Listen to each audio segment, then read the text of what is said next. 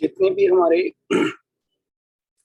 Communication होते हैं, हम जब कभी किसी से भी कम्युनिकेट करते हैं तो कभी कभी हम तो अपनी तरफ से पूरा ढंग से कम्युनिकेट कर रहे हैं, मैं ढंग से कम्युनिकेट कर रहा हूँ, बट आपका ध्यान मोबाइल में लगा हुआ है।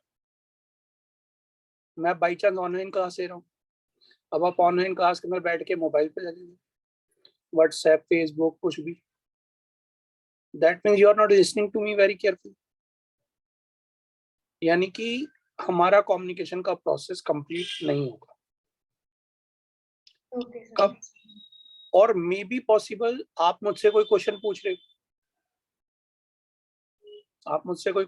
रहे हो, मैं आपको कह रहा हाँ हाँ बेटा बोलो बोलो बोलो, और तब बोलते हो मेरे ध्यान मेरी वाइफ आ गई या कोई भी आ गया, मैं उनसे बात करने लग जाता। आप बोले जा रहे हो, मैं कहता हाँ बताता हूँ। आप बोले जा रहे हो, मैं सुन ही नहीं रहा। या कभी ऐसा भी हो सकता है कोई स्टूडेंट मुझसे कुछ पढ़ रहा है, कोई क्वेश्चन पूछ रहा है, लेकिन मेरे दिमाग में बैठा तो डफर है, बेकार की क्वेश्चन पूछ रहा है, पता नहीं इस समय पे क्वेश्चन ही क्यों पूछे, और मैं उसकी तरफ ध्यान ही नहीं दे रहा हूँ क्योंकि मेरे दिमाग में बात बैठी हुई है, डफर है। अब इस समय इसको क्या पढ़ाऊं, मुझे समझ में नहीं आ रहा। जैसे मैंने कोई बच्चा मुझे आज आकर बोले सर कल परसों मेरा पेपर है, अब मेरे को ये चैप्टर पढ़ा, तो मुझे एकदम से गुस्सा चढ़ जाएगा। अब मैं उसकी बात को सुनूं या ना सुनूं, अगर मानो बोले सर डायरेक्टिंग ही पढ़ा दो पूरा, तो मेरे दिमाग में एकदम से कुछ ऐसी बातें आ जाएंगी जिसके कारण उस पर मतलब उसकी बात की वजह ध्यान ही नहीं दूंगा। अल्टीमेटली वो कुछ भी बोलता रहे, मेरे को उसकी बात सुनाई नहीं देगी। यानी कि वो अपनी तरफ से कम्युनिकेट ढंग से कर रहा है, बट मैं कम्युनिकेशन में इंटरेस्ट नहीं ले रहा हूँ। इस तरह की कई सारी प्रॉब्लम्स हमारे बिजनेस में आती हैं। तो यहाँ पर ये ना केवल बिजनेस से रिलेटेड है बल्कि आम लाइफ से रिलेटेड भी है। लेकिन रियल प्रॉब्लम जो है अभी जो हम पढ़ रहे हैं वो सिर्फ बिजनेस के पॉइंट ऑफ व्यू से पढ़ रहे हैं।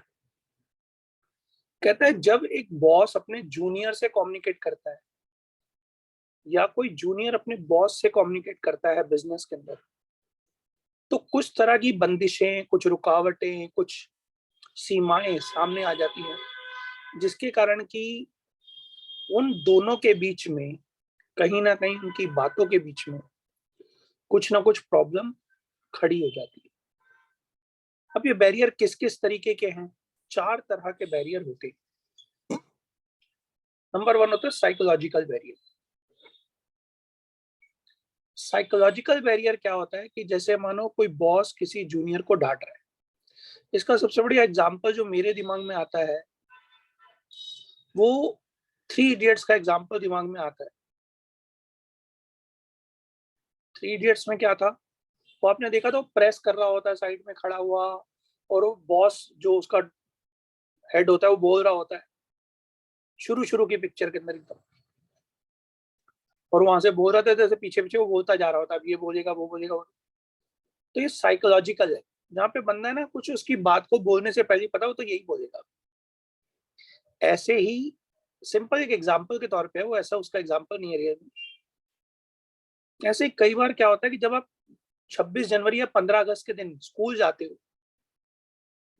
तो आपके स्कूल में एक हॉल के अंदर सारे लोग इकट्ठे हुए होते हैं, सारे बच्चे सामने बैठे हुए होते हैं, और आपके स्कूल का चेयरमैन, वाइस चेयरमैन सब आके स्पीच देते हैं। कभी आपने सुनी उनकी स्पीच? यस सर, वही होता है कि वो सेम सेम स्पीच बोल रहा था, हम बोर हो जाते हैं कि तो आके वही एक घंटा बोल के चला जाएगा। नहीं, मेरा क्वेश्चन है सुनते हो? नहीं सर। वो बोलेगा क्या बोलेगा, बात की बात है, सुनते हो? कोई नहीं सुनता। ये क्या है? Psychological barrier. हमारे दिमाग में बैठा हुआ है, बकवास करेगा, चला जाएगा, स्कूल के बारे में बोलेगा, अपने बारे में बोलेगा, हमने स्कूल में ये करा, हमने स्कूल में वो करा, हमारे देश में हुआ वो, बाढ़ में जाओ, हमें क्या देना, हमें उनसे कोई इंटरेस्ट ही नहीं। तो यहाँ पर क्या है? Lack of attention. Lack of attention. अगर वो कुछ बोल भी रहा है ना और आपने सुन भी लिया बाई चांस, तो आपको उसकी बात या तो सुनाई नहीं दे रही है, या सुनने में इंटरेस्ट ही नहीं है, या हम उसको रिटेन ही नहीं करते।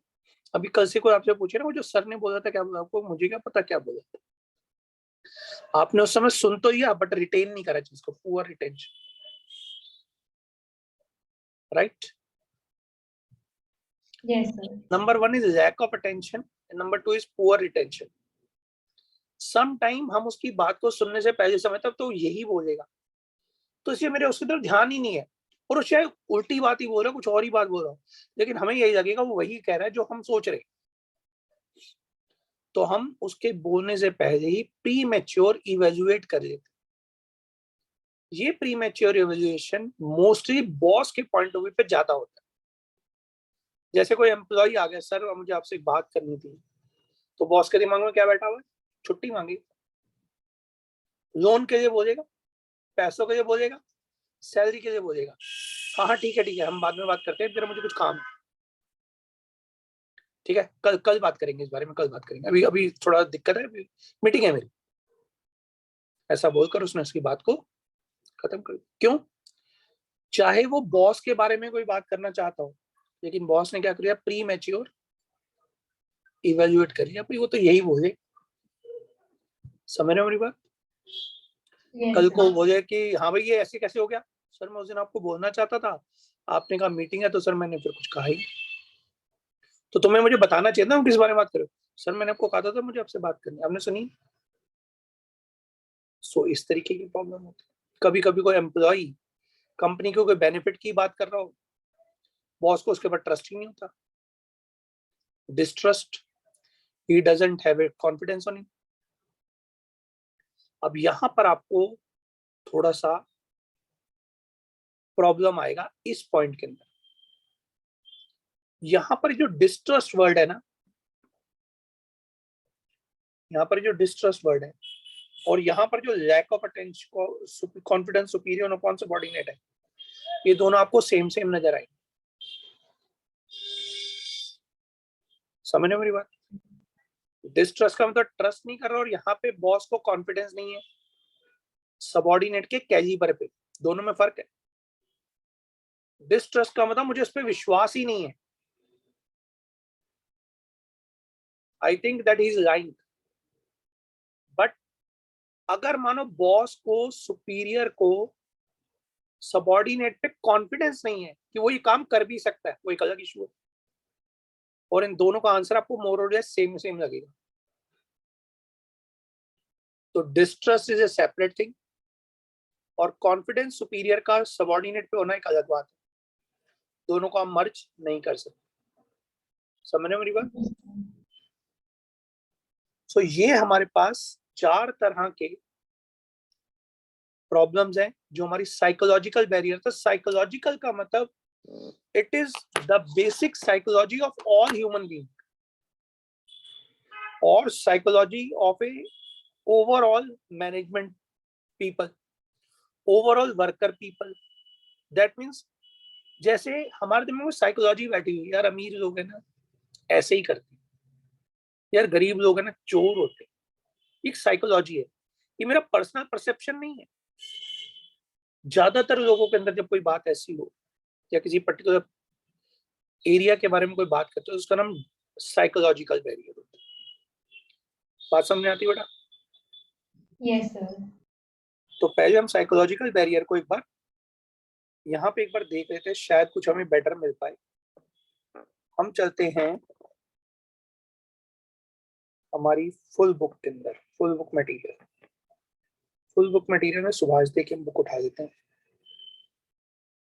थोड़ा आगे जाके होगा चैप्टर, तो थोड़ा सा टाइम लगेगा।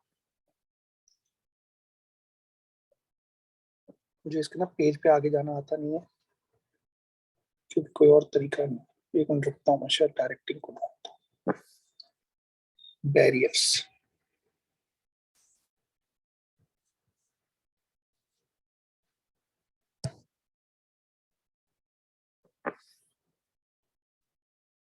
सर अगर आपने सुभाष डे वाली बुक खोल रखी तो उसका पेज नंबर बता दूं मैं? नहीं बेटा मिलेगा नहीं, निकालना बहुत दिक्कत है उसकी।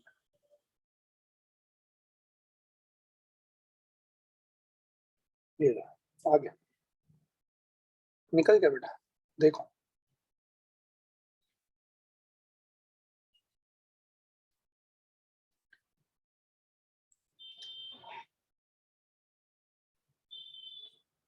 शायद इसके बाद में कितना पेज नंबर है बेटा वैसे फिर नेक्स्ट भी एक बार पेज पे आइडिया? ही है, 265 पेज नंबर है।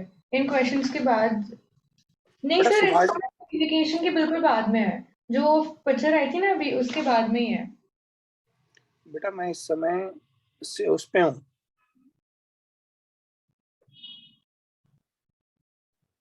मैं संदीप गर्ग पे हूँ बेटा। सर तो फिर कम्युनिकेशन के उसी के बाद ही है, बैरियर्स ऑफ कम्युनिकेशन। आप सही चल रहे हो, उसने क्वेश्चन आंसर्स दे रखे हैं बस।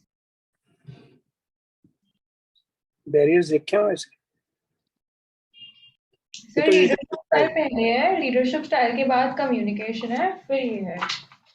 कम्युनिकेशन में बैरियर दे रखे हैं ना? Yes sir. सर आपने ना अभी फ्लो चार्ट था उसके अंदर, और फिर एक पिक्चर थी, उसके जस्ट बाद है बैरियर्स ऑफ कम्युनिकेशन। देख रहा हूँ बेटा, आए तो सही।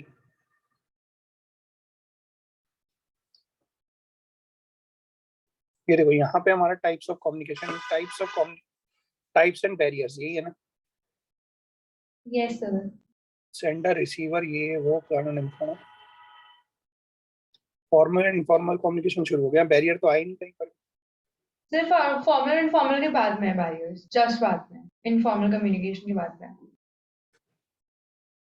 केस स्टडी शुरू हो गई बेटा, बैरियर्स आए नहीं कहीं पर भी। सर हो सकता है कि स्टडीज के बाद में दे रखे हो।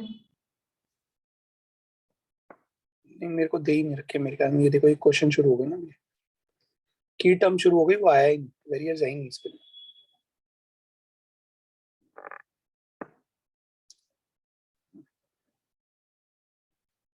बैरियर्स हमारी इस बुक में है ही नहीं कहीं पर। सर सब आगे से बोलो। मैं कल बुक उठाता हूँ सामने रखो।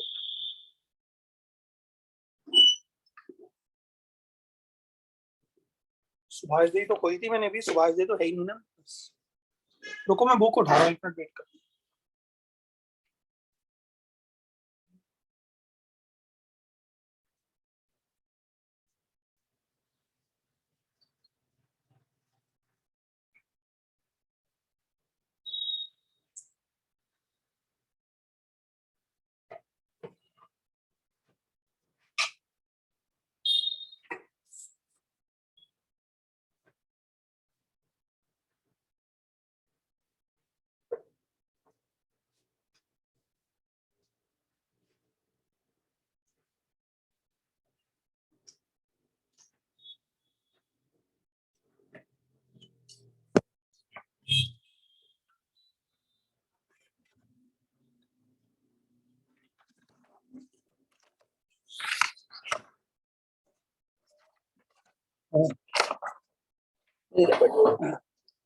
साइकोलॉजिकल बैरियर, बेटा आपके पास बुक है ना राजेश? सर मैंने खोली हुई है। खोली हुई तो देखो। सबसे पहले मैं रीड कर रहा हूँ, lack of attention. Lack of attention का मतलब है preoccupied mind of the receiver, जो रिसीव कर रहा है वो ध्यान नहीं दे रहा। ध्यान से सुनना, किस किस के पॉइंट पे क्या क्या एंड पे क्या क्या प्रॉब्लम आ रही है, listen to it very carefully. The preoccupied mind of the receiver and the resultant non-listening of message act as a major psychological barrier. For example, an employee explain about his problem to the boss. Boss को अपनी problem बता रहा है employ, लेकिन boss उसको सुन ही नहीं रहा, वो अपनी फाइलों को देखने में बिजी है। जैसे मैंने भी आपको क्या बोला था कि वो कह रहा है सर आपको, मुझे आपको कोई बात करनी है, वो सुन ही नहीं रहा, वो उसकी तरफ अटेंशन नहीं दे रहा, वो अपने काम में बिजी है। ठीक है, तो lack of attention. Who is preoccupied with an important file before him. The boss doesn't listen to the message attentively and the employee is disappointed. ठीक है, होता है ऐसा। But to premature evaluation, sometime, अब ये प्रीमेच्योर इवैल्यूएशन जो होती है दोनों के एंड पे हो सकती है, बॉस के पॉइंट ऑफ व्यू से भी, जूनियर के पॉइंट ऑफ व्यू से भी हो सकती है। Sometime the people evaluate the meaning of the message before sender completes his message. इससे पहले कि मैसेज को कंप्लीट करो पहले ही समझ जाता है कि यही होगा। जैसे फॉर एग्जांपल मैं आपको बताता हूँ, मान लो किसी बंदे ने, ये एग्जांपल है, क्वेश्चन आएगा, केस स्टडी आएगी आपके पास। बॉस ने अपने जूनियर को बोला कि भाई कल हमारे क्लाइंट आ रहे हैं लंदन से, तो आपने कल उनको पिक करना है, उनका पूरा ध्यान रखना, उनका ध्यान रख लेना। तो उनको होटल में पहुंचा देना। अब यहाँ पर क्या हुआ, बॉस ने जो बात बोली थी कि आपको होटल में पहुंचा देना, उसने बात तो सुन ली, लेकिन उसने क्या किया, वहां से लिया और होटल में छोड़ दिया, खत्म बात। लेकिन बॉस के कहने का मतलब था जब तक वो यहाँ पे रहेगा तब तक आपको उसके साथ रहना है या उसका ध्यान रखना है। लेकिन एम्प्लॉय ने क्या करा, बात समझे वगैरह प्री मैच्योर इवोल्यूशन करी। अब ये प्रॉब्लम बॉस के पॉइंट ऑफ व्यू पे हो सकती है, उसने भी तो पूरी बात को नहीं समझा कि एम्प्लॉय कहना क्या चाहता है। अगर उसको पूरा क्लैरिफाई कर देता तो शायद प्रॉब्लम सॉल्व हो जाती। लेकिन हुआ क्या, प्री मैच्योर इवोल्यूशन हो गया कि बॉस का कहने का मतलब सिर्फ इतना ही है, या जूनियर ने जो बोला है उसका मतलब यही है कि उसको पूरी बात समझ में आ गई। बात समझ में आ रही है? Yes, sir. Such premature evaluation में due to preconceived motion और prejudice against the communication, पहले से अपने जजमेंट, prejudice का मतलब पहले से अपने जजमेंट निकाल देना कि भाई यही हो। Next is distrust. Distrust between communicator and the communicating act as a barrier if the parties do not believe each other। मानो मुझे आप पे शक ही, विश्वास ही नहीं है, भाई आप जो कुछ भी बोल रहे हो झूठी बोल रहे हो, मुझे ऐसा लगने पड़ा, ठीक है कि तो मैं आपको क्या बोलूंगा, मेरे को आप पे विश्वास ही नहीं, तो आप कुछ भी बोलते रहो, कान में बात ही नहीं जा रही। क्यों? क्योंकि मुझे आप पे विश्वास ही नहीं। तो ये कब होता है, if the parties do not believe each other, they can not understand each others message in its original sense. चाहे आप सच ही बोल रहे हो, वही भेड़िया आया वाली बात हो गई, लोग सुन ही नहीं रहे उसकी बात को, चाहे वो सच ही बोल रहा हो, लोग उसको सुनेंगे नहीं। क्यों? क्योंकि ट्रस्ट ही नहीं है उनको। And then next is loss by transmission and poor retention. Loss by transmission मतलब some time when we are transmitting the message, तो बात है ना आधी खो गई, जैसे मैंने आपको बोला, और सामने शोर हो रहा हो बाई चांस, और मैं जो बात बोल रहा हूँ बात उतनी पूरी पहुंच ही नहीं पा रही। या अभी जैसे मैं यहीं पे बोल रहा हूँ, आपने कई बार देखा जब हम आपको फोन करते हैं, फोन में बीच में आवाज सही नहीं जा रही होती, आवाज कट रही होती, उस समय पर क्या होता है, loss by transmission and poor retention, और लोग उसको रिटेन नहीं करते, कुछ लोग बातों को भूल जाते। When communication pass through various levels, successive transmission of message result in loss of और ट्रांसमिशन ऑफ इनएक्यूरेट इंफॉर्मेशन। मतलब जब बात कई लेवल से पास करती है तो बात ऊपर से भेजी कुछ और जाती है, नीचे आते तो बात का मतलब कुछ और पहुंच जाता है। This is more so in the case of oral communication. अगर वो रिटर्न कम्युनिकेशन हो तब तो कोई प्रॉब्लम नहीं है, लेकिन ओरल कम्युनिकेशन में ऐसा होने के चांसेस ज्यादा होते हैं। यानी कि आपको ये वर्ड याद रखना है, लॉस बाय ट्रांसमिशन कब होता है, जब जनरली ओरल कम्युनिकेशन हो और जब मैसेज कई सारे लेवल से पास करता हो। Poor retention is also another problem. Usually people cannot retain the information for a long time if they are inattentive or not interested। जब कोई लोग इंटरेस्टेड ना हो तो आपको कई बार आएगा, if a person is not interested in a particular communication, which kind of barrier it is, you will say loss of retention and loss of attention transmission and poor retention। बताओ बेटा, बात clear है? Yes, sir. Clear. तो ये हमारा एक तरह का बैरियर है। अब उसके बाद दूसरी तरह का बैरियर कौन सा है वो देख। दूसरी तरह का बैरियर जो हम पढ़ने जा रहे हैं वो है सिमेंटिक बैरियर। ठीक है, तो सिमेंटिक बैरियर जो है आपको देखो कहाँ दे रखा है, पिछले पेज पे ही दे रखा है। इस बैरियर के बारे में आपको सबसे पहले आपको जो समझना जरूरी है सिमेंटिक बैरियर के बारे में, वो ये है कि यहाँ पर semantic barrier concern with the problem and obstruction in the process of encoding and decoding. मतलब बात को बोलने में और सुनने में, मैं कुछ और कहना चाहता हूँ, कुछ और समझ रहे हो। अब ये लॉस बाय ट्रांसमिशन नहीं है, यहाँ पर सिमेंटिक बैरियर है, मतलब मेरी लैंग्वेज अलग है, मैं हिंदी बोल रहा हूँ जबकि आपको इंग्लिश समझ में आती है। जैसे मैं 69 करता रहता हूँ, कई बार आपको समझ में नहीं आता, Yes. क्योंकि मैं सोचता आपको समझ में आ गया, लेकिन आप बोलते नहीं हो, इसलिए मैं सोचता आपको समझ में आ गया। सो ये तब होता है जब मैं कुछ ऐसे वर्ड्स यूज करता हूँ जो कि आपको समझ में नहीं आते। इसी तरीके से कई बार आपने देखा होगा जब कभी डॉक्टर्स किसी बंदे को कोई प्रॉब्लम बताते हैं, अब वो जुकाम को भी इंग्लिश में पता नहीं कितना गंदा सा नाम देते हैं, बंदा डर जाता है, पता नहीं कौन सी बीमारी हो गई, जबकि वो कॉमन फ्लू की बात करें, डॉक्टर कह रहा है आपको फ्लू हो रहा है, डॉक्टर ये नहीं कहेगा आपको जुकाम हो रहा है, डॉक्टर कहेगा कॉमन फ्लू हो रहा है। आपको कॉमन फ्लू हो रहा है, पता नहीं क्या हो गया मेरे को। तो समझ गए, और उसके अंदर पता नहीं और क्या क्या टेक्निकल बातें यूज कर देते हैं जिसका कि हमें मीनिंग ही नहीं पता होता।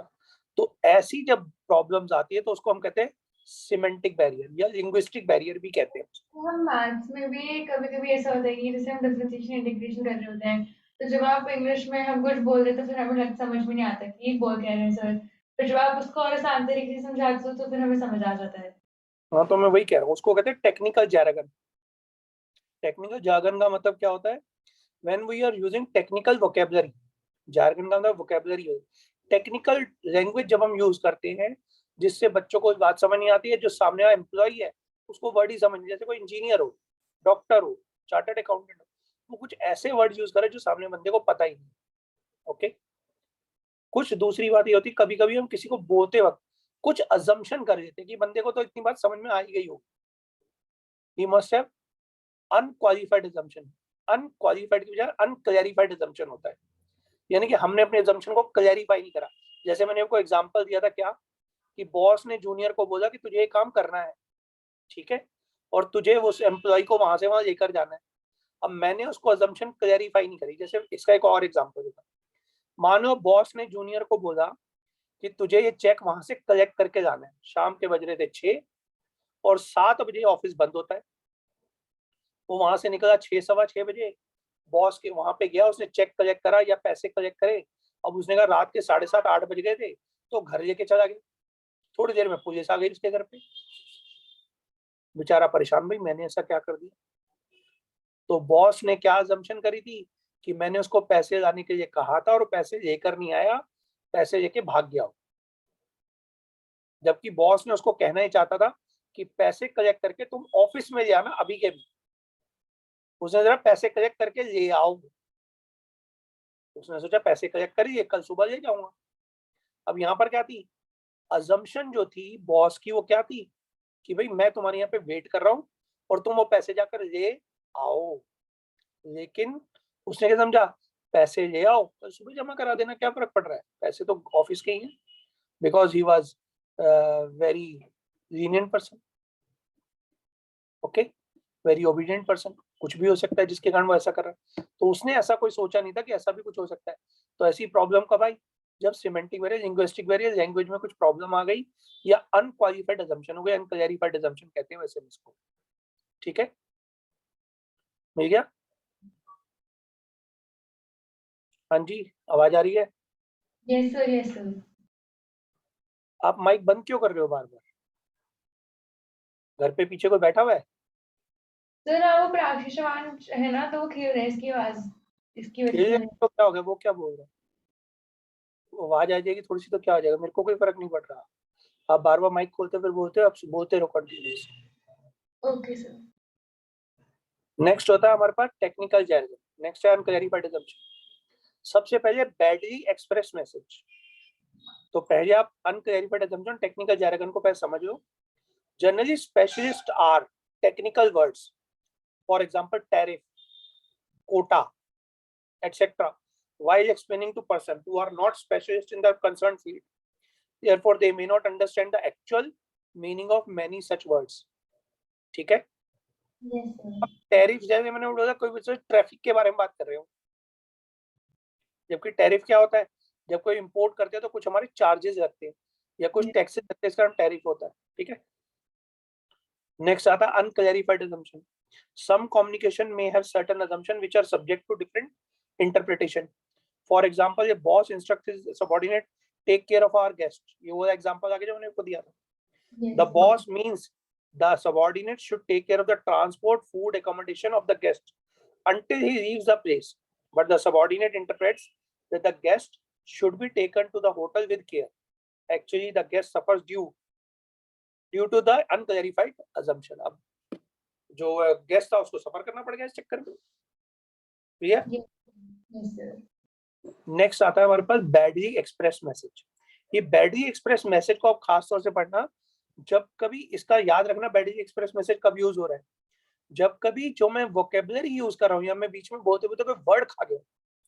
जैसे मैं आपको एक एग्जांपल देता हूँ, इस एग्जांपल को याद रखना स्कूल के अंदर। बैडली एक्सप्रेस मैसेज, मेरा जो फ्रेंड है जिसके यहाँ पे मैं पढ़ाता हूँ, अभिमन्यु टुटेजा, रानी बाग जो सर है, उस दिन यहाँ पर क्या था, हुआ क्या, फ्रेंडशिप डे था, ठीक है। तो मैंने उसको मैसेज भेजा अपनी फ्रेंडशिप के लिए। तो जैसे फ्रेंडशिप में मोस्टली मैसेज भेज, उसका जवाब आया, you are not my best friend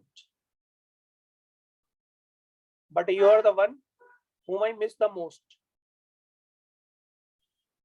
क्या मतलब निकल रहा है? तो कि आप बेस्ट फ्रेंड तो नहीं हो, लेकिन आप वो जिसकी बहुत सबसे ज्यादा याद आती है। फिर 1 सेकंड के बाद, 1 मिनट के बाद उसका दोबारा मैसेज आया, you are not only my best friend but you are the one to whom I miss the most। अब बताओ क्या मतलब निकल रहा है? सर जी, आप बेस्ट फ्रेंड ही नहीं हो, लेकिन आप वो भी हो जिनको बहुत मिस करते हैं। तो मतलब पहले वाले में वो कहना चाह रहा है बेस्ट फ्रेंड नहीं हो, अगले वाले में कहना चाह रहे हैं बेस्ट फ्रेंड से ज्यादा हो। हाँ, बेस्ट फ्रेंड से भी कहीं ज्यादा हो। अब समझ गए? यस तो सर। दोनों में फर्क क्या था बताओ? ये था बैडली एक्सप्रेस मैसेज, जिसमें कुछ पर्टिकुलर वोकेबलरी, कुछ पर्टिकुलर वर्ड, कुछ पर्टिकुलर चीजें जब मिस हो जाए तो उसके बाद मीनिंग ही बदल जाता है बातों। और ऐसा आपने कई सारी मूवीज में भी देखा होगा कि कोई बंदा कोई वर्ड देखते देखते हम भूल गए तो उसका मीनिंग ही बदल जाए। सर जैसे आपने बताया था कि जब हम बात करते हैं तो अगर हम किसी के अच्छाई के बारे में बात कर रहे हैं, लेकिन अगर हम रोते रोते बोल रहे हैं, या फिर जैसे कोई मर गया तो हम उसको हंसते हुए बोल रहे हैं कि ओए तेरे घर पे कोई मर गया, और फिर हम हंस रहे हैं, तो सर उसका भी डिफरेंस होता है। हाँ बिल्कुल, वो भी हमारा उसी के अंदर आएगा, बिकॉज हमारा एक्सप्रेशन कैसा है वो बहुत बड़ा मैटर करता है, ठीक है। लेकिन आपको जो रियल मीनिंग इसका समझना है वो तो है ही है जो आपने बोला है, साथ ही साथ ये भी है, inadequate vocabulary, usage of wrong words, omission of needed words, जिन वर्ड्स की बहुत ज्यादा जरूरत है। जैसे आप किसी को यू शुड डू इट, मैं नॉट लगाना भूल गया,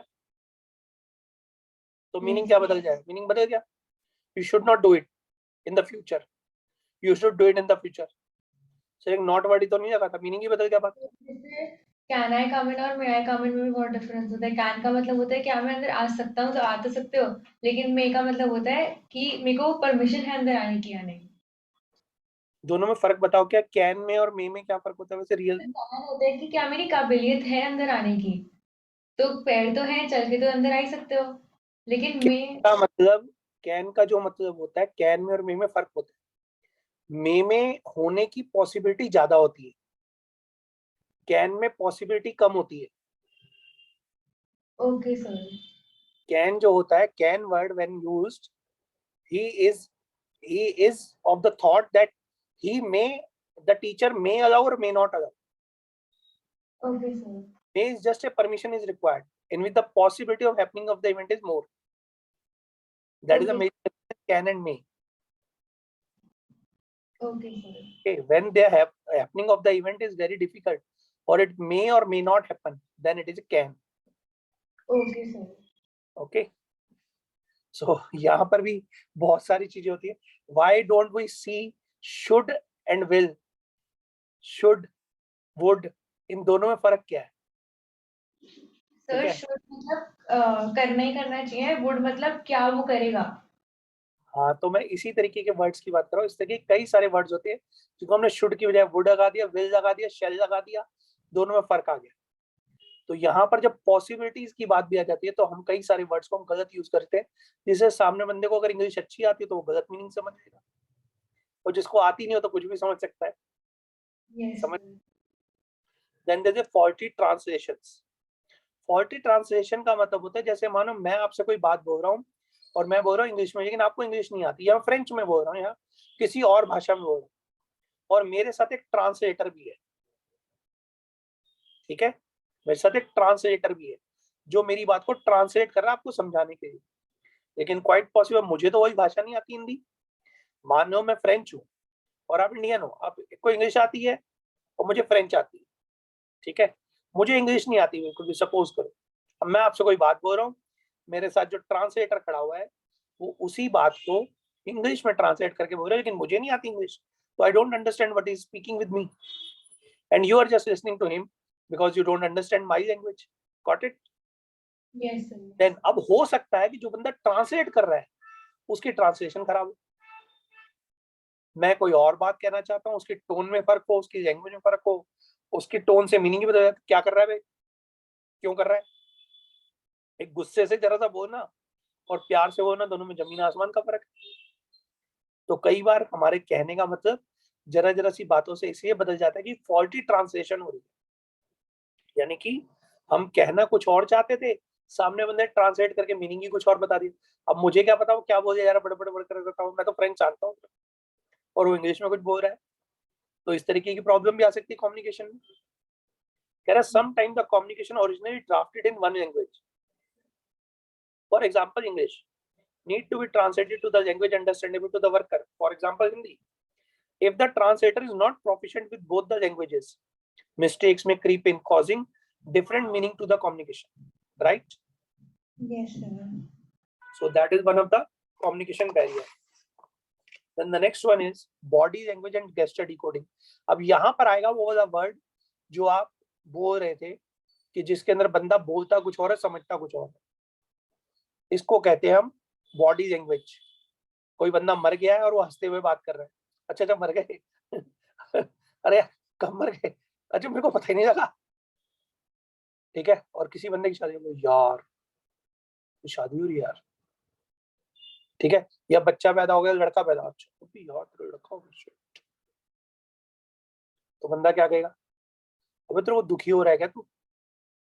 समझ रहे मेरी बात? क्यों? क्योंकि गेस्चर डिकोडिंग या उसकी बॉडी लैंग्वेज को जैसे दिखा रही है जैसे कि दुखी हो रहा हो, ठीक है। जैसे मैंने आपको बताया था कल मैं पिक्चर, और बड़ी बकवास पिक्चर थी,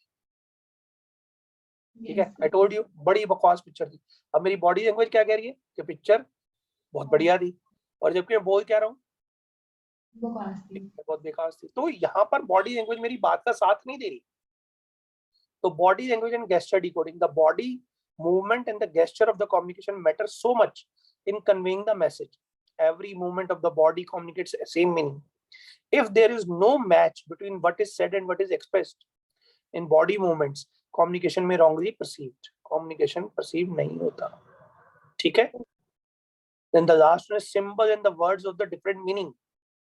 Sometime ये ट्रांसलेशन वाली बात का ही जरा एक अलग मीनिंग है, बट यहाँ पर मीनिंग टोटली डिफरेंट हो जाता है। यहाँ पे क्या होता है, जब मैंने कुछ सिंबल ऐसे यूज कर लिए या मैंने कुछ वर्ड्स ऐसे यूज किए जिनके डबल डबल मीनिंग है, जबकि मैंने बात सही बोली है, लेकिन सामने बंदा उस वर्ड का अलग मीनिंग ले रहा है क्योंकि उस वर्ड के दो दो मीनिंग है। ऐसा होता है ना कई बार एक वर्ड के, जैसे एक्सेप्ट, एक्सेप्ट। अब मैं बोलना चाहता हूं एक्सेप्ट हिम, और जबकि मैं वर्ड कौन सा बोल रहा हूँ, EXCEPT। हाँ, वो होमोजेनियस वर्ड्स होते हैं जिनकी जो साउंड होती है वो सेम होती है लेकिन स्पेलिंग और मीनिंग अलग होता है। हाँ ठीक है ना, तो that is the word accept, accept. pronunciation is same but the words are totally different. So sometimes the words are different and they have a different meaning, symbols with different meaning or words with different meaning. A word may have several meanings. Receivers have to perceive one with meaning for the word used by communicator. Wrong perception leads to the no communication problem. Wrong perception leads to communication problem. For example, consider these three sentences when the word value gives different meaning in the different context. What the value of this song? What is the value of this ring? Okay, what is the value of this ring? I value our friendship. What is the value of learning computer skills? अब देखो बहुत अच्छा example है। Value से देखो हर बार का अलग meaning आ रहा है। Yes what is the ring, इस रिंग की क्या वैल्यू, मतलब कीमत क्या है। अब मैं वैल्यू के अंदर क्या कह रहा हूँ, कीमत, लेकिन यहाँ पे आई वैल्यू माई फ्रेंडशिप, मैं अपनी फ्रेंडशिप की कीमत देता हूँ। What is the value of the value, मतलब क्या फायदा है। अब यहाँ पे वैल्यू का मतलब क्या, फायदा, लर्निंग कंप्यूटर स्किल्स। अब यहाँ पे कीमत भी नहीं आ रहा, यहाँ पे तवज्जो भी नहीं आ रहा, यहाँ पे मीनिंग भी कुछ और आ रहा है। हर बार वैल्यू का मीनिंग अलग होगा। अब सामने बंदे को समझना आना चाहिए ना कि मैं कौन सी वैल्यू की बात कर रहा हूँ, ठीक है। तो that is known as symbol with different meaning. So these two. Weather भी एक बहुत अच्छा एग्जांपल है। वेदर एक होता है जो मतलब वेदर सर्दी मौसम को कहते हैं और एक वेदर होता है क्या, whether it will happen or whether. whether it will not happen. Yes sir. Okay, so weather बहुत बड़ी एग्जांपल है, ठीक है।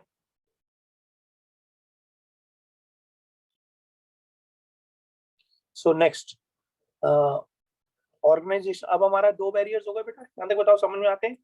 Yes sir. And the third one is organizational barrier. What is organizational barrier? देखो कभी कभी क्या होता है कि हम बोलने में भी सही हैं, समझने में भी सही हैं, हमारे वर्ड भी सही हैं, सब कुछ सही है, everything is okay and fine, मुझे सामने बंदे पे ट्रस्ट भी है, मैं बोल रहा हूँ, मेरी बात को सुन भी रहा है, समझ भी रहा है, सब कुछ सही है, लेकिन जिस बात को मैं बताना चाहता हूँ, जिस ऑर्डर में वो पास करेगा, वो ऑर्डर ऑर्गेनाइजेशन का कुछ ऐसा स्ट्रक्चर बनाओ जिसके कारण सारी बातें सही होने के बावजूद भी गलत होती जा रही। जैसे हमारी कंपनी के कुछ रूल्स एंड रेगुलेशन हो कुछ चीजों में, मैं एम्प्लॉइज को अपनी सिंपैथी दिखाना चाहता हूँ किसी बात की, लेकिन कंपनी के रूल है कि मैं अपने एम्प्लॉय से कोई बात लिखे बगैर नहीं करूंगा। अब लिख के दिखाओ आप इस बात को कि मुझे आपसे सहानुभूति है, मैं आपका साथ देना चाहता हूँ, लिख के दिखाओ आप इस बात को। एक बोलने का बहुत बड़ा मैटर ऑफ कंसर्न होता है। कभी कभी ऑर्गेनाइजेशन की पॉलिसी होती है कि कोई बात किसी बंदे के थ्रू ही जाएगी, पर्टिकुलर बंदा ही कम्युनिकेट करेगा, लेकिन जो बंदे को बात करनी नहीं आती। अब बॉस जो कहना चाहता है, जूनियर जाके कुछ आके बोल देगा बात को।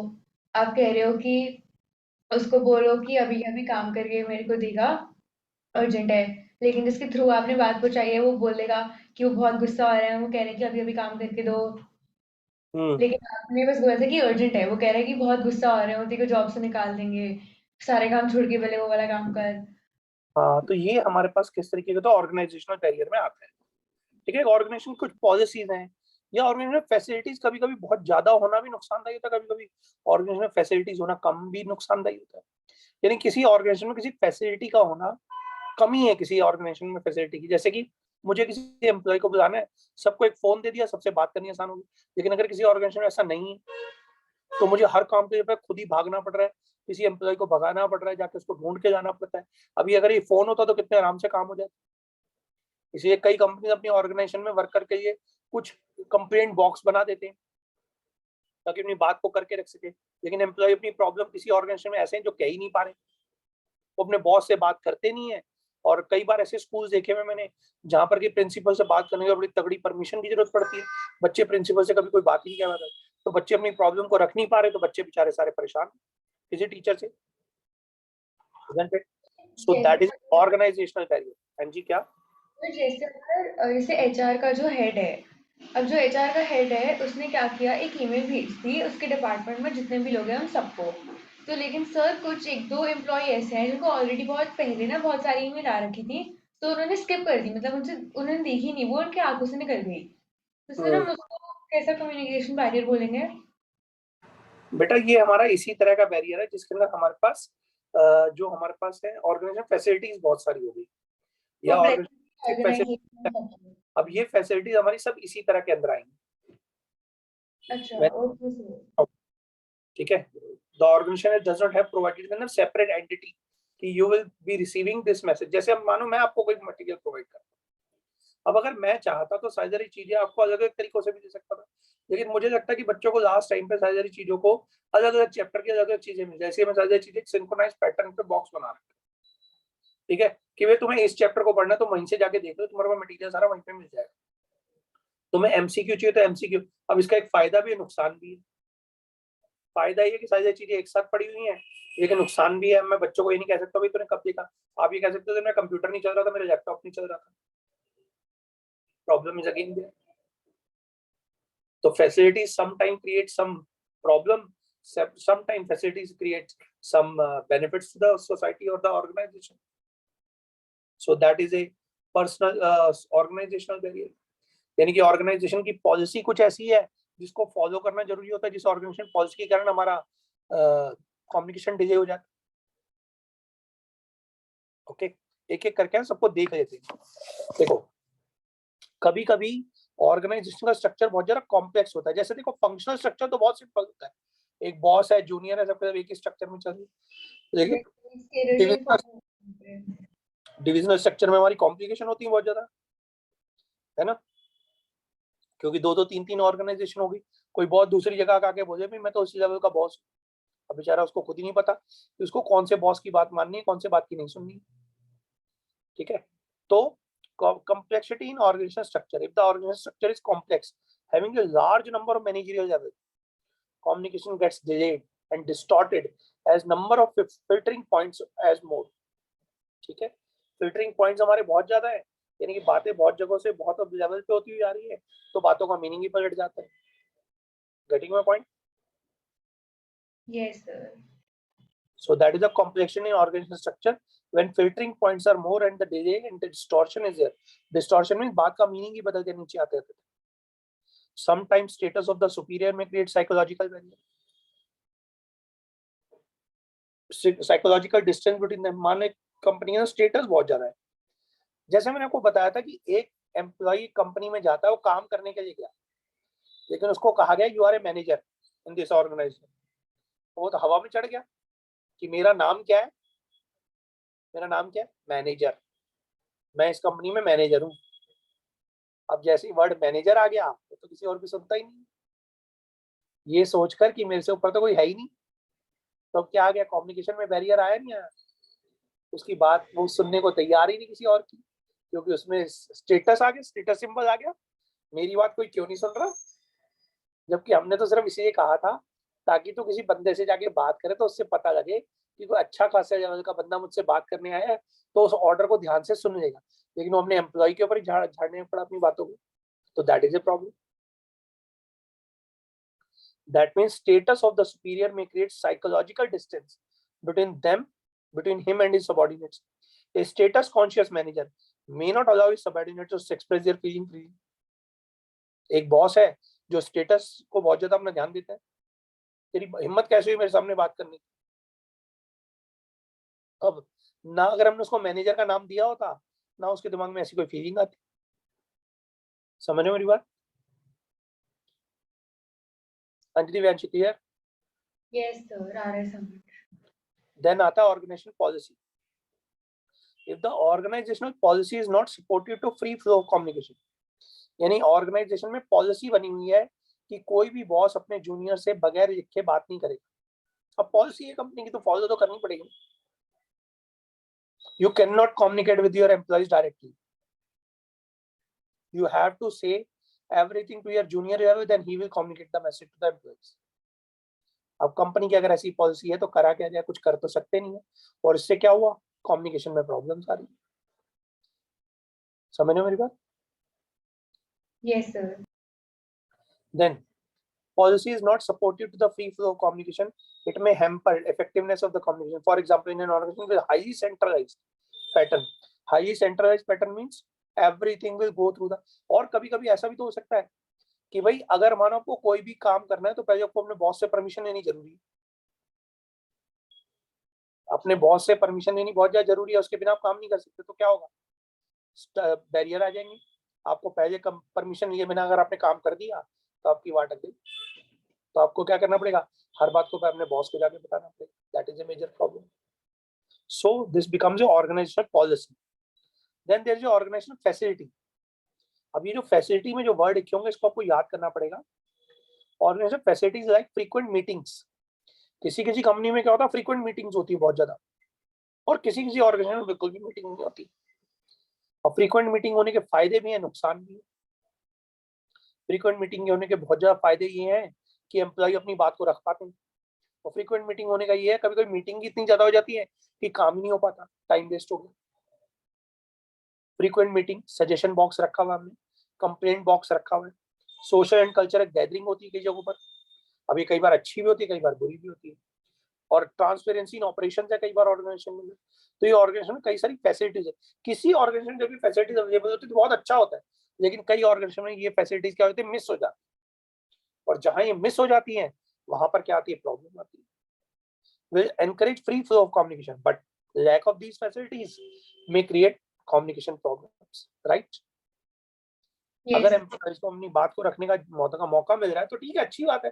लेकिन कई ऑर्गेनाइजेशन में सब कुछ होता है, कईयों में मिस हो जाता है। जहाँ पे मिस हो जाता है वहाँ पे ऑर्गेनाइजेशन फैसिलिटीज की कमी है, और यही हमारी कम्युनिकेशन की प्रॉब्लम है। If facilities for smooth, clear and timely communication are not provided, communication may become hampered, right?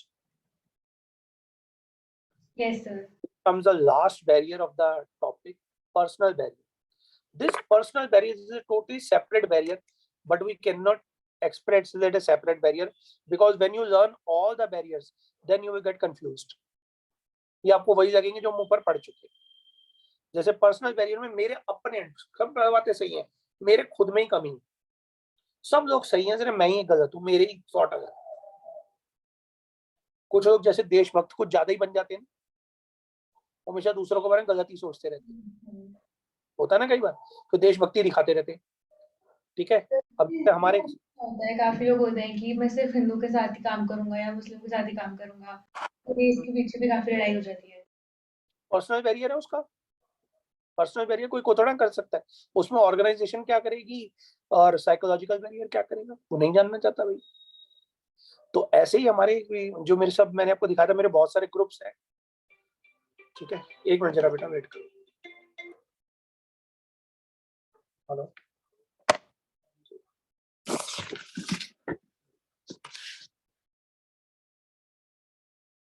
खाली भी नहीं आऊं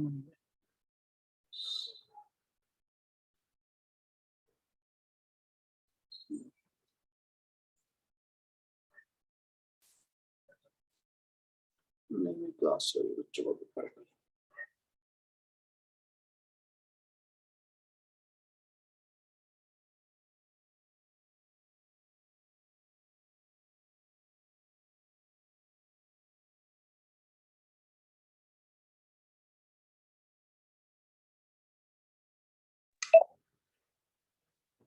हाँ जी बेटा, आ रही वॉइस? यस सर, आ रही है। मेरे फ्रेंड का फोन आ गया, उसके साथ जाना होता ना मुझे रात को घूमने।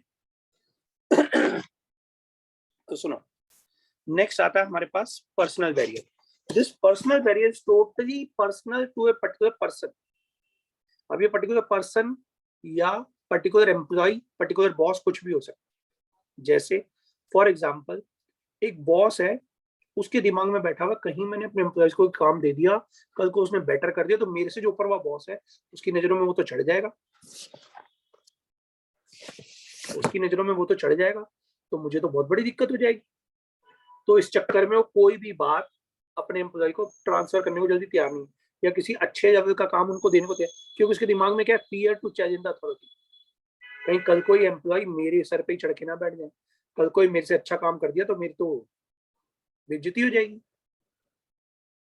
तो fear to challenge the authority, पहले हम इसी को पढ़ लेते हैं। Fear to challenge the authority क्या है पर्सनल बैरियर? सर बताया था हिंदू मुस्लिम वाला, तो वो डिस्ट्रस्ट में नहीं आ जाएगा साइकोलॉजिकल बैरियर में? हाँ, उसमें भी आ सकता है। तो सर हम उसमें पर्सनल और डिस्ट्रस्ट दोनों लिख सकते हैं? नहीं, पर्सनल की तो मैंने भी उसके अंदर कोई वर्ड ही नहीं लिखे, वैसे वो हमारा डिस्ट्रस्ट में ही आएगा। Okay sir. पर्सनली जब कोई बंदे की ओपिनियन होती है, अभी तो हमने उसके बारे में बात नहीं करी। यहाँ पे देखो, हम बेटा ऑर्गेनाइजेशन के पॉइंट ऑफ व्यू से बात कर रहे हैं। यहाँ पर ओके सर। ऑर्गेनाइजेशन के पॉइंट ऑफ व्यू से बात करें, पर्सनली बात नहीं करें। देखो भी इसके पॉइंट्स और डिफरेंट है। तो सबसे पहले fear to challenge the authority, जैसे इसको पढ़ लो, कह रहे the superior do not have the confidence on the sorry fear to challenge the authority पढ़ रहा हूँ सबसे पहले। If the superior perceives that a particular communication may adversely affect his authority, he may withhold और suppress such communication. कभी कभी उसको ऐसा लगता है कि अगर मैंने कोई बात बोल दी, ठीक है, तो लोग मेरे बारे में गलत धारणा ना बना दे, मेरी अथॉरिटी पे कल को बात ना आ जाए, कल को मेरे ऊपर ही बात ना आ जाए। ठीक है, तो वो उस बात को विदहोल्ड कर देता, बताता ही नहीं। सो इस तरह की प्रॉब्लम क्या होती है, fear to challenge the authority के अंदर आती है। क्लियर? Yes sir.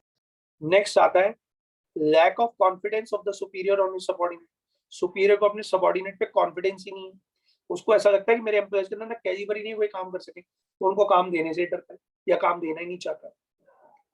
ठीक है, तो इसका मतलब होता है if the superior do not confidence on the competence of the subordinate, they may not seek their advice और ओपिनियंस। यानी उसको लगता है मेरे एम्प्लॉइज को इतनी नॉलेज ही नहीं है, मुझसे क्या बात करेंगे, उनको जरा बात बोल देता है, सुनता नहीं उनकी कुछ भी, कि उनको तो कोई बात बोलनी आती नहीं है, वो तो मूर्ख है, उनको कोई अक्ल नहीं है, तो जो कहता है बस वही सही है। जबकि अगर उनको उससे कोई बात डिस्कस भी करनी तो करेगा ही नहीं, जानबूझकर क्यों नहीं डिस्कस करेगा, क्योंकि उसके पर्सनली दिमाग में बैठा है, उनको तो कुछ आता ही नहीं है। ठीक है। Yes sir. अब ये जो आ गया अनविलिंगनेस टू कम्युनिकेट, इसको बड़े ध्यान से बोलो। समटाइम्स सबऑर्डिनेट, अब देखो पहले हम किसकी बातें करते हैं, बॉस की, कि बॉस ये सोचता है कि कहीं उसकी अथॉरिटी पे चैलेंज ना जाए, बॉस ये सोचता है कि एम्प्लॉइज को काम, अब कौन सोच रहा है, एम्प्लॉय सोच रहा है। जैसे unwillingness to communicate, sometimes subordinates may not be prepared to communicate with the superior, they perceive that may adversely affect their interest। कल को पता लगे बॉस ने हमारे कोई झाड़ लगा दी, कल को बॉस ने मेरे बारे में कुछ और सोच लिया तो, जबकि वो तो बताना बेचारा अच्छे के लिए गया था, लेकिन बॉस ने उसके बारे में कुछ अलग ही मीनिंग निकाल दिया। तो एम्प्लॉय कभी कभी अनविलिंगनेस टू कम्युनिकेट होता है, और कभी कभी एम्प्लॉय को ऐसा लगता है मैं बोलूं कि मुझे कौन सा कोई फायदा हो रहा है।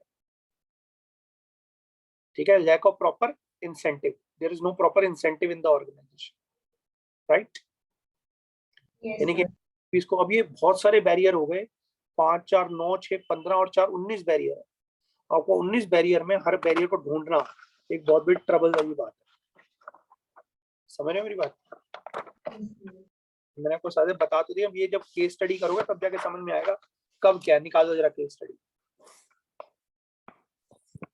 केस स्टडी नंबर 1 निकालो, क्या है? सर बुक ही निकालनी है ना? हाँ जी हाँ जी, बुक की, मिस्टर फर्नांडिस वाली।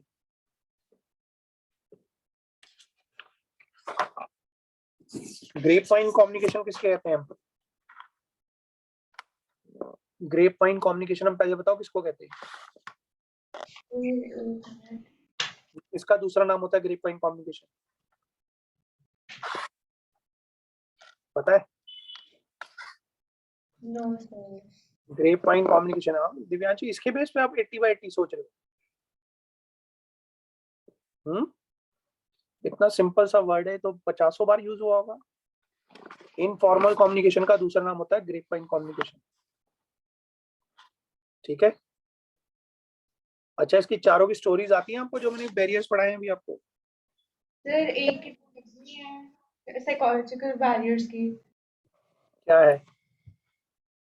सर उसमें होता है कि उसे किसी पे भी ट्रस्ट नहीं होता, तो वो टैटू करवाता रहता है हर जगह कि क्या क्या होता है, और जब वो किसी को हर देखता किसी है फोटो रखता है। फोटो रखता है। और सर फिर वो ना उसको, वो किसी को भी देखते हैं ना तो उसको ये लगता है कि वो उसके दुश्मन है। तो सर वो प्रीमैच्योर इवैल्यूएशन कर लेता है, और सर उसको अटेंशन जल्दी से लूज हो जाती है, क्योंकि वो बहुत सारी दवाइयाँ लेते हैं, इस वजह से उसको कुछ भी याद नहीं रहता, इस वजह से उसकी लैक ऑफ अटेंशन रहती है। और ज्यादा वो ध्यान में रख ही नहीं पाता, लंबे समय तक, 15 मिनट के बाद बातें भूल जाता था, इसलिए उसको बोलेंगे पुअर रिटेंशन। टेंशन, वो भूल जाते हैं सब कुछ। हाँ। अब आ गया बैडी एक्सप्रेस मैसेज वाला, हमारा सिमेंटिक बैरियर। इसके अंदर क्या क्या है मैंने आपको बताया था, सामने लिखा हुआ है handwritten paper by maths teacher. एक टीचर ने मैथ्स का पेपर था, वो हैंड रिटन था। ठीक है। तो सबसे पहली बात, पेपर बैडली एक्सप्रेस था। ठीक है। पेपर में 2 तरह की प्रॉब्लम थी, ध्यान से सुनना।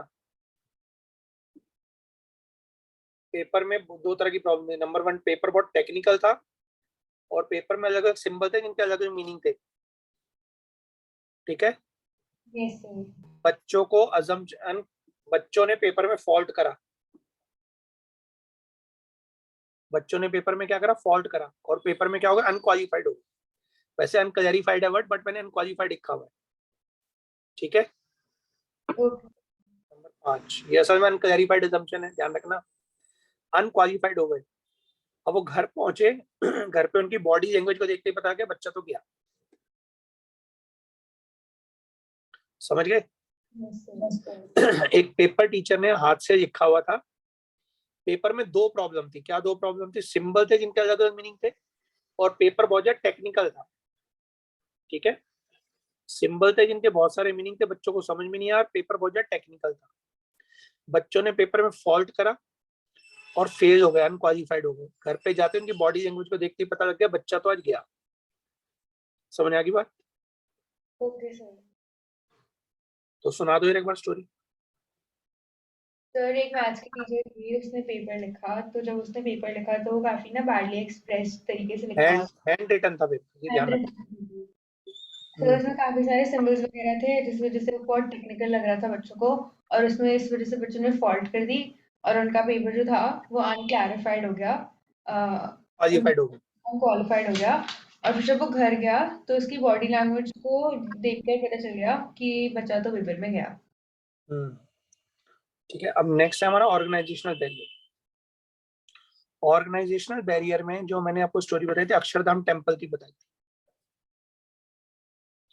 अक्षरधाम टेम्पल में जैसे हम अंदर एंटर करते हैं, अक्षरधाम टेम्पल में एंटर करते ही बहुत बड़ी बुद्धा की मूर्ति बनी हुई है। तो वहां पे बुद्धा का स्टैचू बना हुआ है।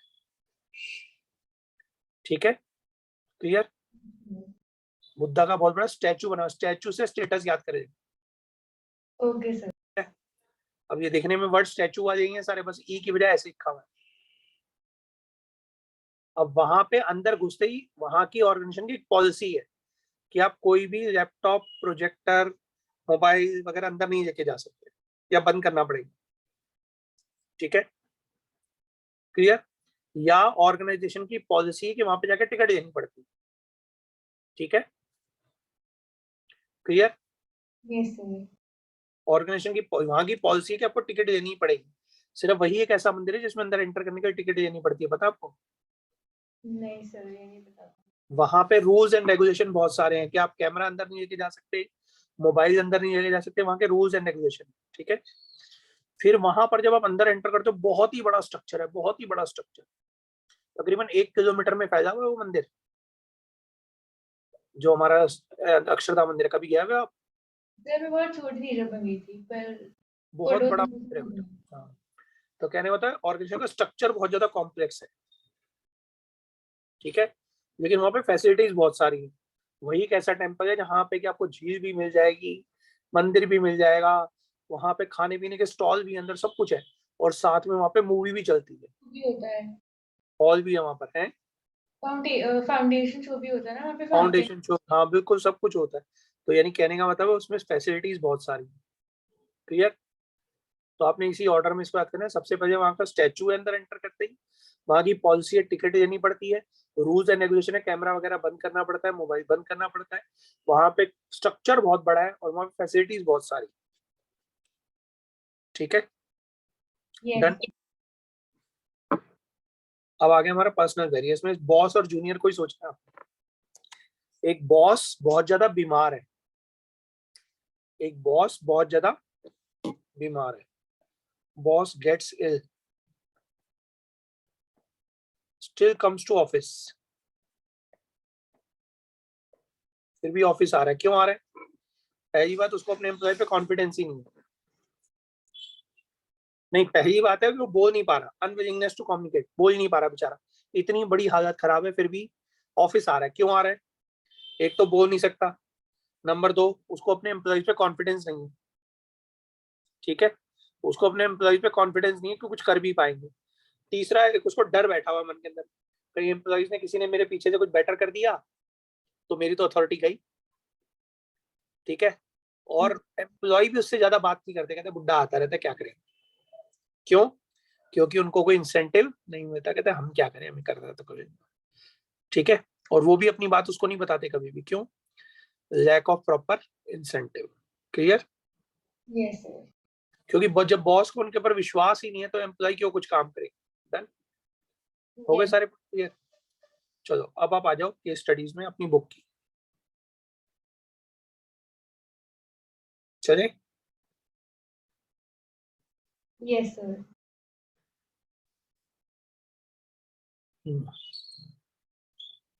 निकालो अपनी बुक, निकालो केस स्टडी नंबर 1 निकालो, देखो क्या क्या है। सुनो, मिस्टर फर्नांडिस, पेज नंबर 273 है शायद। मैंने निकाली नहीं। मिस्टर फर्नांडिस, पढ़ो जरा इसको क्या कह रहा है, रीड करो आप खुद। Fernandez is the owner of Unibuy Enterprises, carrying on business of manufacturing electrical appliances. There is a lot of discontentment in the organization, and the targets are not being met. He means आपस में तालमेल नहीं, harmony नहीं है। Harmony नहीं है, right. He asked his son Michael, who has recently completed his MBA, to find out the reason. Michael found out that all decision making of the enterprise were in the hands of his father. Moreover, his father did not have the confidence in competency of the employees, thus, the employees were not happy. तो सामने तो barrier लिखा हुआ है, पहली बात तो दूसरी बात है, उसमें लिखा है कि कॉन्फिडेंस नहीं था उसको अपने एम्प्लॉइज पे, तो वो आ गया पर्सनल बैरियर के अंदर। अब यहाँ पर देखो एक चीज और भी है कि सारा का सारा डिसीजन मेकिंग पावर किसके पास थी? फादर के पास थी। ये ऑर्गेनाइजेशन की पॉलिसी ऐसी बनी हुई थी, सारी बातें, तो ये ऑर्गेनाइजेशनल बैरियर भी है। Yes sir.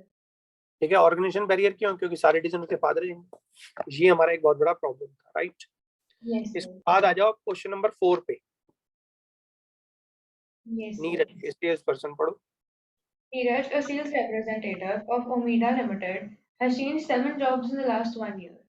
He is a hardworking person but is not able to finalize deals with the customer due to inadequate vocabulary and omission of में प्रॉब्लम, एक मिनट, वोकैबुलरी में प्रॉब्लम है, किसमें आएगा? अगर वोकैबुलरी में प्रॉब्लम है तो ये सिमेंटिक बैरियर और लैक ऑफ प्रॉपर सिंबल्स, और वो जो हमारा सिंबल था उसके अंदर आपको ध्यान देना पड़ेगा इसके अंदर, ठीक है। तो सिंबल हमारे किसके अंदर आ रहे थे जब हम वर्ड यूज नहीं कर रहा था प्रॉपर? बैडली एक्सप्रेस मैसेज में आपको बताया था, ठीक है। अब आगे पढ़ते हैं, ओमिशन ऑफ नीडेड वर्ड्स। ये आपके वर्ड ही देखो वहां पर यही थे, ध्यान से देखो तो आपको इसको देखते ही पता लग जाना चाहिए कि हमारा बैडली एक्सप्रेस मैसेज का पॉइंट याद आ गया। स्पेशली हमने वर्ड ही पढ़े थे।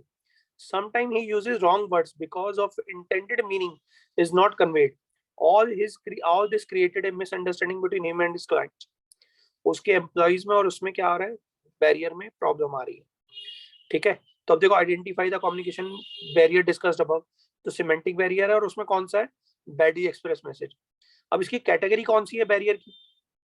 कौन सी कैटेगरी का बैरियर है? 4 में से कौन सी कैटेगरी है? Semantic barrier. Explain any other type of barrier, उसके अंदर कुछ और भी बता दो। जैसे आपके पास मैंने आपको बताया था बैडली एक्सप्रेस मैसेज था, तो पेपर टीचर ने बनाया था बैडली एक्सप्रेस था। दो तरह की प्रॉब्लम थी, कौन कौन सी? पेपर बहुत ज्यादा टेक्निकल था और उसमें सिंबल थे जिनके अलग अलग मीनिंग थे, ठीक है। बच्चों ने फॉल्ट करा, फॉल्टी ट्रांसलेशन थी, और वहां पर बच्चे क्या हो गए? अनक्वालिफाइड अजम्पशन हो गई। लास्ट में उसने क्या करा? बच्चों ने घर पहुंचे तो उसकी बॉडी लैंग्वेज को देख के पता लग गया। तो 6 पॉइंट थे, बाकी 6 के 6 पॉइंट आपके टिप्स पे याद होने चाहिए ताकि हम उनके बारे में किसी के बारे में लिख पाओ। अंदर का मटेरियल आपको बुक से याद करना पड़ेगा जो मैंने भी दिया। Okay fine. अब आ जाओ इसके बाद में क्वेश्चन नंबर 6 पे। राम लखन, राम जो है वो तो है नहीं, लखन है यहाँ पे। Lakhan Financial management sent an email to his subordinate Thomas about a new project for a client in France. Though the mail was in English, a language known to Thomas, he was not. Language problem आ गई, ध्यान से सुनना। तो linguistic barrier तो हो ही गया पक्का, ठीक है। हाँ, आगे। Meaning of actual meaning of many words used in the email. He was अभी also वर्ड नहीं समझ पा रहा, ध्यान से सुनना। यानी कि उसने टेक्निकल वर्ड यूज करे हुए, एक्चुअल मीनिंग नहीं समझ पा रहा, क्योंकि वर्ड जो है उसके actual meaning of many words, not able to understand the meaning, यानी उसने वर्ड टेक्निकल यूज करे हुए, तो टेक्निकल जैरगन आ गया इसके अंदर, ठीक है। Yes, sir. He was also not a specialist in the field of financial management. Not only this, some portions of mail were translated from French to English in such a manner that many mistakes crept in, causing different meanings to the message. Different meaning. अब यहाँ पर different meaning आ रहे हैं कुछ words, तो faulty translation भी है यहाँ पर, और सिंबल विद डिफरेंट मीनिंग भी, सिंबल और वर्ड्स विद डिफरेंट मीनिंग। तो 3 आपके बैरियर आ गए बेटा यहाँ पे। कौन कौन से? Symbol with different meaning, technical jargon और फॉल्टी ट्रांसलेशन, राइट। सिंबल थोड़ी आएगा है, सिंबल कैसे आएगा? समझा नहीं बात में। सिंबल वाली बात कैसे आएगी बेटा? जब उसने बोला ना translated from French to English in such a manner that the mistake crept in and causing different meaning to the message, फिर तो वो तो फॉल्टी ट्रांसलेशन हो जाएगा। फॉल्टी ट्रांसलेशन तो है ही ना, ट्रांसलेशन के कारण प्रॉब्लम आ रही है, डिफरेंट मीनिंग भी आ रहे हैं वर्ड्स के। Okay sir. Words with different meaning भी आ रहे हैं ना, तो आपके 3 तरह के बैरियर इसके ना ऊपर के आ रहे हैं। 2 तो आ ही रहे टेक्निकल जर्गन, टेक्निकल वर्ड से फॉल्टी ट्रांसलेशन था। अगर तीसरा अगर हम मुझसे पूछता है तो तीसरा क्या बनेगा? सिंबल और words with different meaning. Okay okay, sir. Next. अब आ जाओ question Joined. Number. Kavita recently joined as the Human Resource Director of Arjun Vidya Mandir School, the senior secondary educational institute. She observed that the school had an experienced medical team on its payroll. They regularly offered useful suggestions which were neither appreciated nor rewarded by the authorities. एक Instead, minute को बस यहाँ पर जब हमने पढ़ी है ना, जिसको कोई अप्रिशिएट नहीं कर रहा तो समझ लो कौन सा बैरियर है। वो जो हमारे पास लास्ट पॉइंट था जिसमें हमने बोला था एम्प्लॉय को कुछ रिवॉर्ड नहीं मिल रहा, क्या था बताओ हमारा पॉइंट? वो ऑर्गेनाइजेशनल बैरियर ही था। नहीं, ऑर्गेनाइजेशनल बैरियर नहीं था, ये हमारा personal personal barrier. Proper incentive. यहाँ पे कर which were neither appreciated nor rewarded by the school authorities. ठीक है, क्लियर? तो यहाँ पर हमारा कौन सा बैरियर आ रहा है? लैक ऑफ प्रॉपर इंसेंटिव आ रहा है। Yes sir, proper incentive. हाँ, instead the school Instead, the school outsourced the task of maintenance of health records of the students and paid them a good compensation for their services. Because of this, barrier the medical team felt disheartened and stopped giving useful suggestions. Identify communication barriers. Communicate वाली बात आ गई। जो last वाला point है, अब existing medical staff को disheartened हुआ और वो अपनी सजेशन नहीं दे रहा, तो लैक ऑफ प्रॉपर इंसेंटिव तो था ही था, अब अनविलिंगनेस टू कम्युनिकेट हो गई। एम्प्लॉय अपनी बात बोलने को तैयार नहीं तो अनविलिंगनेस टू कम्युनिकेट आ गया। चलो आगे बढ़ो। Question Identify the communication barrier discussed above. तो उसमें तो lack of proper incentive है, और वो भी लिख सकते हैं कि unwillingness to communicate, दोनों ही लिख सकते हैं। बिल्कुल।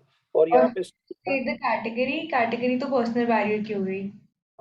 Explain any other to communication, तो आपको पता ही है, बॉस जो था बीमार था फिर भी ऑफिस आ रहा है, उसके मुंह से आवाज नहीं निकल रही थी, गला खराब था, तबीयत बहुत ज्यादा खराब थी, अनविलिंगनेस टू कम्युनिकेट था, फिर भी बॉस आ रहा था। क्यों? क्योंकि उसको अपने ठीक है, और वो उनको एम्प्लॉइज के ऊपर पूरा कॉन्फिडेंस नहीं था, एम्प्लॉय के ऊपर बिल्कुल भी फेथ नहीं करता था एम्प्लॉइज के ऊपर, और उसको ये भी लगता था कि मेरी अथॉरिटी को चैलेंज ना कर दे एम्प्लॉइज। ठीक है, और एम्प्लॉय अपनी बात नहीं बताते थे क्योंकि वो कहते थे हमें कोई इंसेंटिव तो मिलता ही नहीं। डन। तो आपको चारों पॉइंट याद रहेंगे ऐसे? Yes sir. बॉस की तबीयत खराब है, वो फिर भी बॉस ऑफिस में आ रहा है जबकि उससे बोला नहीं जा रहा, अनविलिंगनेस टू कम्युनिकेट, फिर भी ऑफिस आ रहा है। दो डर थे उसके मन में, एक तो fear to challenge the authority था, और नंबर 2 क्या था? एम्प्लॉयज के ऊपर उसको कॉन्फिडेंस नहीं था, फिर भी ऑफिस आ रहा था। और एम्प्लॉय भी उसको अपनी बात बताते नहीं थे। क्यों? क्योंकि उनको लगता था हमें कौन सा कोई इंसेंटिव मिलता है, बुढ़ा खुद ही करता है सब कुछ। Right, yes sir. आगे चलो। सर 8 वाली, हाँ जी, 8 वाली पढ़ो। हाँ एक तो Ankur is working as a production manager in an organization. His subordinate, Saurabh, discussed with him a method of production which would reduce the cost of production. But due to some domestic problems and Ankur's mind being preoccupied, he is not in a position. Say psychological barrier आ जाएगा, lack of attention. Lack of attention सामने लिखा ही हुआ था। ठीक है, अगला पढ़ो। ये तो छोड़ दो, 9 छोड़ दो, 10 भी छोड़ दो, 11 भी छोड़ दो, 12 में आ जाओ। Rakesh is working with his superior Neeraj. He always communicates useful ideas and suggestions to his superior regarding reduction of cost, improvement in the product, etc. Neeraj implements his suggestion and always found favorable results, but he never appreciates Rakesh for sir incentives wala Rakesh for his suggestions. Now Rakesh decided not to communicate, फिर वो भी आ गया unwillingness to communicate. अब वो उसने कहा नहीं मैं नहीं करूंगा। ठीक है, तो पहले तो आप उसी को बात बताना। अब यहाँ पे ना कई बार पर्टिकुलर पर्सन का नाम दे देता है। ठीक है, why is not, what is not doing, तो आप सबसे पहले बोलोगे lack of proper incentive, that is why he is not willingness to communicate. Right, Okay, sir. आगे KPM limited. KPM Limited is manufacturing breads and biscuits for many years. It has approximately 150 employees, and most of them are not happy with the working environment. The organizational barrier. Because of this, the overall turnover rate is very high. Therefore, the company appoints a new human resource manager, Naveen, to analyze the situation. Naveen finds that there is no free flow of communication, unwillingness to communicate, and there is no suggestion box for the employees यहाँ to पर suggestion or यहाँ grievances. पर एक minute, unwillingness to communicate वाली कोई बात नहीं आ रही। No free flow of communication मतलब कम्युनिकेशन का फ्लो फ्री नहीं था ऑर्गेनाइजेशन, ये ऑर्गेनाइजेशन का बैरियर है, वो फैसिलिटीज वाली बात आएगी यहाँ पर। Okay, sir. दिक्कत हो, there is no suggestion box, Suggestion box नहीं है। सजेशन बॉक्स ग्रीवेंस नहीं है, तो ये हमारे पास अनविलिंगनेस टू कम्युनिकेट वाली कोई बात नहीं, वो एम्प्लॉय की पर्सनल होती है चॉइस। Okay, sir. Okay. हाँ, The company rarely organizes a social or cultural gathering. The employees just come finish their work and leave the organization. हाँ, ये सिर्फ ऑर्गेनाइजेशन बैरियर है। ऑर्गेनाइजेशन बैरियर में भी ऑर्गेनाइजेशन फैसिलिटी सिर्फ एक ही बैरियर है, इसमें कोई और बैरियर इसमें बन भी नहीं रहा। Okay, sir. आगे पढ़ो, मिस्टर शुभेंदु वाला।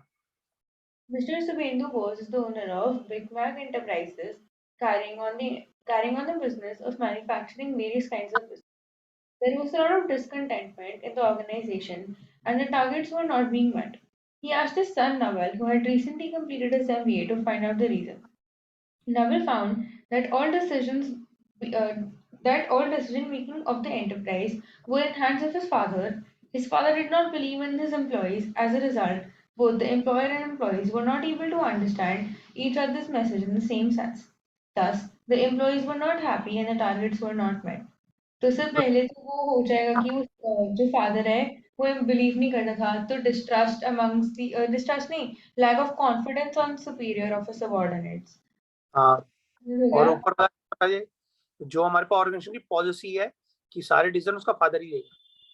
वो सेंट्रलाइजेशन है, तो वो ऑर्गेनाइजेशन की पॉलिसी हो गई। आगे पढ़ो, mister Sandeep. Mr. Sandeep is marketing manager of a company manufacturing designer clothes. One day in the morning, while leaving home, he had a quarrel with a person in his neighborhood on some issue. That person was a criminal who could not abuse his family, who could abuse his family members. Mr. Sandeep on that day was very worried and angry too on the behavior of neighborhood person. On that day, the meeting was held by a team of marketing and design experts to ensure that whatever produced अभी आप इसको यहीं पे रखो और जरा मुझे बताओ यहाँ पर क्या होने वाला है। बंदे का ध्यान कहीं और है, तो पूरी मीटिंग में ध्यान नहीं देगा, वो लैक ऑफ अटेंशन वाला पॉइंट। लैक ऑफ अटेंशन रहेगी, उसको सुनेगा नहीं वो क्या कह रहे हैं उसके एम्प्लॉइज। पढ़ो अब आगे क्या कह रहा है, फिर भी देखते हैं क्वेश्चन क्या कह रहा है। On that day, a meeting was held by a team of marketing and design experts to ensure that whatever was produced was according to the market demand and tastes of passion of the customers. But Mr. Sandeep would not pay attention to discuss between them. तो यहाँ अब यहाँ पे दो reason हो सकते हैं, एक तो लैक ऑफ अटेंशन है और दूसरा नहीं, प्री ऑक्यूपाइड वाला नहीं आएगा, तो यहाँ पर लैक ऑफ अटेंशन ही आएगा। ठीक है, डन। वो प्री ऑक्यूपाइड वाली बात नहीं आएगी इसकी। मैं प्री ऑक्यूपाइड सोच रहा था, प्री ऑक्यूपाइड तब होता है जब उसने पहले से सामने बंदे के बोलने से पहले सोच रखा हो कि वो यही बोलेगा। जैसे मेरे एग्जाम में भी आया था, तो मैंने सोचा कि नहीं इसमें थोड़ी होगा वो। ठीक है बेटा, हो गए। अब बाकी के क्वेश्चन फिर आप पढ़ोगे तो पता लगेगा। मेरे को और तो कोई क्वेश्चन इसमें नजर नहीं आ रहा। Okay sir, done. तो पहले आप एक बार पढ़ लेना, फिर मुझे बता देना क्या क्या है। तो मैं ये जो क्वेश्चन आया था ना, वो ये आया था कि name any two barriers of communication and explain their two types. हाँ, तो दो बैरियर बताओ, जैसे साइकोलॉजिकल बैरियर या पर्सनल बैरियर, कोई सा एक बताओ, और फिर उसके जो बाकी के चार पार्ट्स हैं उनको भी एक्सप्लेन करना फिर आपको। ओके ये क्वेश्चन काफी लंबा क्वेश्चन रहा होगा आपका। यस सर, 4 नंबर का क्वेश्चन था। 4 नंबर में भी बहुत बड़ा क्वेश्चन था ये। बस 2 ही लिखने हैं और उसमें भी सिर्फ 2 को एक्सप्लेन करना अंदर का। अच्छा, तो 4 हो गए ना, एक नंबर के सभी एक्सप्लेनेशन हो गए। टोको मैं देखता हूँ, क्वेश्चन तो सारे सेम नजर आ रहे हैं। मैं एक्चुअली अपनी बुक खोल के बैठा हूँ, शायद उसके अंदर कुछ अलग हो।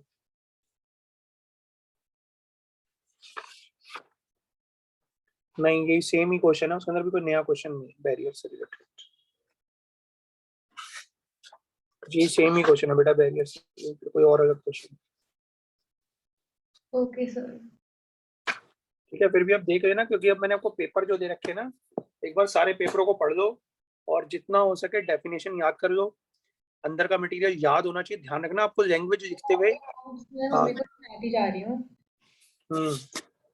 अब सुनाते जा रहे हो, नहीं सुनाते जा रहे हो, कि कल तो पेपर, परसों तो पेपर ही है। अब तो जो कुछ होना था हो गया। ठीक है, ओके सर। तो आप कल तक वो कर लो और सारी स्टोरीज एक बार कल मुझे बैठ के सुना दो सारी सारी, ताकि मुझे पता कि अब आपको स्टोरीज कितनी याद है। Okay sir. तो एक बार सुना दो सारी सारी स्टोरीज, लेकिन मतलब हाथ पे सुनाना, सामने बैठ के मत सुनाना। नहीं, कहीं पता एक क्या अपने सामने खोल रखी है स्टोरी, तब देख देख के सुना रहे तो कोई फायदा नहीं जैसे स्टोरी का। तो किताब में से मुझे एक चीज देखनी पड़ी थी, लेकिन जब दोबारा नहीं सुनाई बेटा, एक्चुअली मैं ये जाता हूँ, मेरी बात सुन।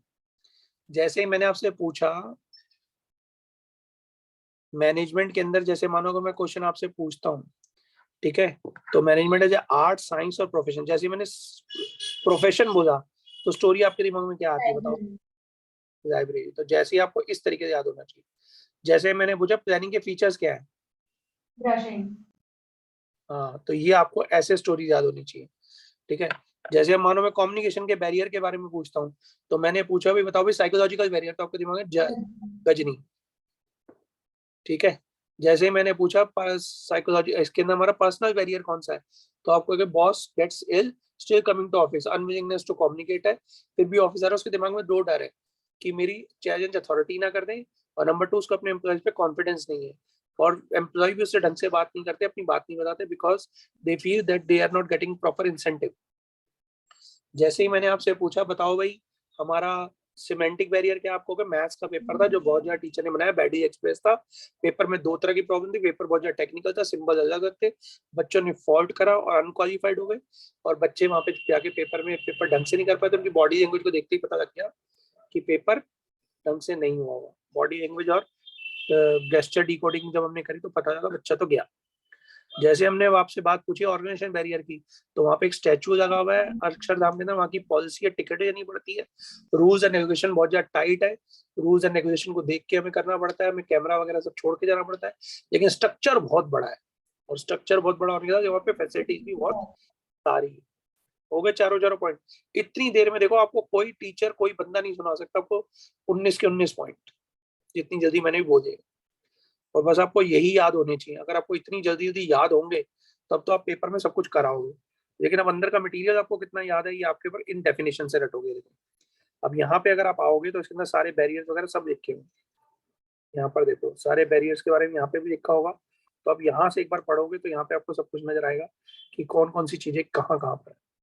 डेफिनेशन के अंदर मैंने बहुत कुछ लिखा हुआ है। ठीक है, तो आप यहाँ से एक बार पढ़ लेना, जितनी बातें आपको मिलेंगी, फिर बाकी चीजें पेपर में हो सके थोड़ी अलग अलग सी बातें जरूर लिखें, जैसे नीचे के बारे में लिखी हुई है। Good management is the art of making problems so interesting and their solution so constructive that everyone wants to gets to work and want to deal with it. ये इस तरीके के नीचे कोट्स भी लिखे हुए मैंने यहाँ पे बहुत सारे। ओके अब सर। पाने का तो टाइम नहीं है, बट फिर भी मैंने आपको बता दिया। डन, ओके, और तो कोई डाउट नहीं है अब आपको? सर नहीं, और तो कोई डाउट ठीक है, ओके बेटा, बाय। नहीं सर, बस एक डाउट था, वो बोलो। इंडस्ट्री